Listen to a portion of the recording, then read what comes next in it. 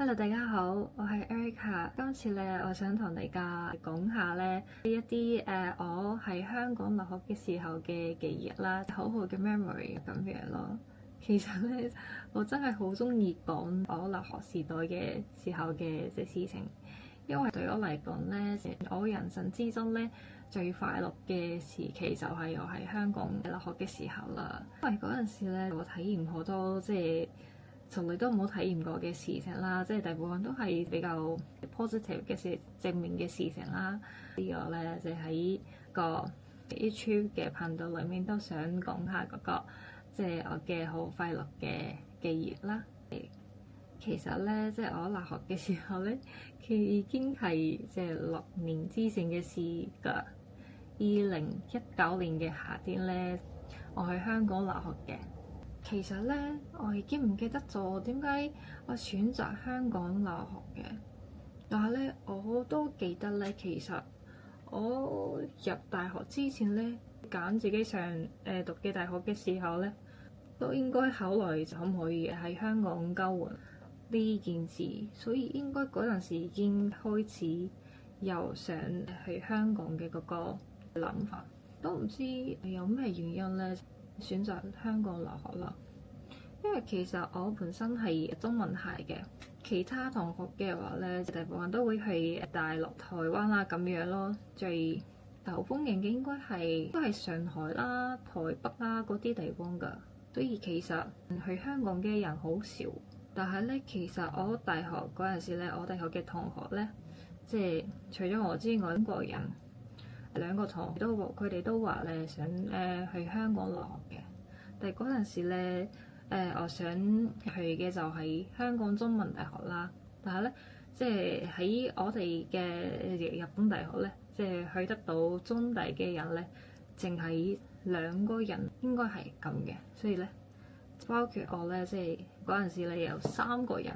想去中大咁樣咯。因為我真係好想香港留學㗎嘛，我其實嗰陣時咧對嗰啲其他想去香港嘅同學咧，即係 put pressure 嘅，因為其實佢哋都係中文系嘅學生啦，但係佢哋都冇上廣東話堂嘅。雖然我哋中文系嘅學生都可以隨便上廣東話堂，但係佢哋明明都話咧想喺香港留學，但係佢哋冇上廣東話堂，我覺得咁樣真係唔得喎。即係我淨係一個人上廣東話堂，係我哋3個人之中嘅，所以我 put pressure 嘅結果咧，即係我 apply 申請中大嘅人咧，淨係我㗎啦。可能我嘅壓力太大啦，係，但係係咁嘅，所以我咧即係順利可以去香港留學嘅。其實咧，我去香港之前咧已經認識咗好多香港朋友啦，都透過廣東話堂，因為我哋日本大學有廣東話堂嘅。嗰陣時咧，即係有香港嚟嘅交換生咧做我哋廣東話堂嘅 assistant。因為我廣東話老師咧就係日本人，所以咧發音方面咧嗰個accent student 咧，即係佢哋會幫我哋即係 practice 我哋嘅發音啦咁樣咯。係，因為我已經認識幾個譬如香港朋友，跟住咧我就去香港留學啦。其實咧，我去香港留學之後咧，先知道咧原來咁多香港人好中意日本呢件事啦。我知道呢件事之後咧，我更加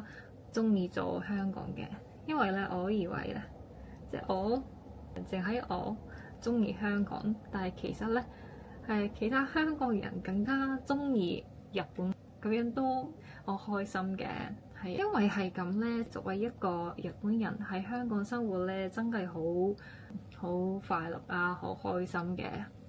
我諗咧，即係有時香港人咧太 spoil 日本人嘅，對日本人太好啦，係咁嘅，係咁咯，係。跟住咧，我喺香港留學嘅時候，即係比較難過嘅事情咧，就係嗰個。我當初咧即係完全聽唔明即係廣東話，同埋完全唔識講廣東話嘅。而家咧我已經識講少少啦，但係呢個咧其實我即係返到日本之後先可以講廣東話嘅。我喺香港嗰陣時咧，即係唔係咁識講啦，同埋更加唔識聽咁樣咯。其實咧，即係香港嘅宿舍，大學宿舍裏面咧，其實我住喺大學宿舍嘅，裏面有社工啊，嗰個工友嘅即係叔叔啊同埋阿姨噶，佢哋都好 nice 嘅，所以佢哋對我同我講嘢嘅時候咧，我完全聽唔明嘅。係呢個真係即係好 shocking 嘅事情，因為我喺香港之前咧已經學咗1年半嘅廣東話，但係即係我好勤力學廣東話嘅，因為我開始學廣東話嘅時候已經決定去香港留學嘅。但係我一去到香港咧，即係我廣東話一啲都唔聽唔明，同埋一啲都唔識講，真係好難過嘅。但之後咧，我慢慢咧，我周圍嘅香港朋友咧就教我廣東話啦，咁樣即係慢慢開始識講啦。係，雖然我而家咧都唔係咁識聽廣東話，但係起碼我識講少少啦。呢個都好好嘅事情，係。同埋咧，即係我覺得咧，即係喺香港留學嘅好處就係咧，即係可以練習好多語言嘅。因為通常咧，香港大學嘅話咧，上堂嘅時候都會用英文噶嘛，唔係廣東話嘅，都可以即係練習英文啦，同埋講英文嘅外國朋友都好多嘅，所以我成日都會用英文同佢哋傾偈嘅，梗係都有中文嘅即係母語者嘅朋友㗎，因為我比較關係比較好嘅咧，就係台灣學生嘅。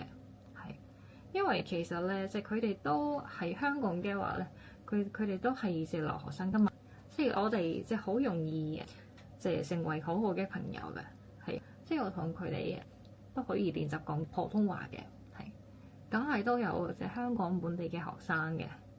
因為佢哋本身咧都對於日本好有趣嘅即係學生比較多㗎，所以佢哋都即係容易教我廣東話啦，同埋咧佢都願意同我學日文啊，咁樣可以cultural exchange 咧，真係好開心嘅，係。所以我其實咧，即係喺香港嗰陣時咧，成日都會講即係中文啦、普通話、廣東話、英文，即係有時都會講日文啦，之後成日都會即係講呢4種語言。所以呢個環境咧，即係對我嚟講，即係學緊呢3個語言嘅我嚟講咧，非常好完美嘅嗰個環境啦。因為係咁，我真係覺得咧，我去到香港留學咧，就係真係好好嘅事情。係我到而家咧，就成日都會掛住香港啊，同埋我嘅香港生活啦。係我2020年嘅時候咧，由香港翻咗日本嘅，跟住嘅生活咧，因為太無聊，所以咧我嘅人生咧好似2020年之後咧，即係停晒咁咯。係其實東京都有好多香港朋友嘅，即係都可以接觸到香港人啊，同埋廣東話，我有時都會講得到普通話，但係嗰啲機會咧，梗係冇香港咁多嘅。所以有啲難過嘅，係咁嘅原因咧，我真係好想多謝香港人啦，同埋香港本身俾我好快樂嘅記憶啦，即係好快樂嘅時光啦，我非常好想多謝香港同埋香港人。我而家咧即係都諗緊咧，即係如果有機會嘅話咧，即係想返香港生活嘅，係，但係咧。如果有咁嘅時候咧，我唔想唔記得咗廣東話，所以我先即係拍咁樣嘅即係 video 嚟咧，即係保持自己嘅廣東話嘅，係。如果我咧講錯嘅地方啦，即係我發音咧，即係有怪怪地嘅地方嘅話咧，請話俾我知嘅，係。今次嘅片咧就係咁咯，好多謝大家嘅收睇，我哋下次見啦，拜拜。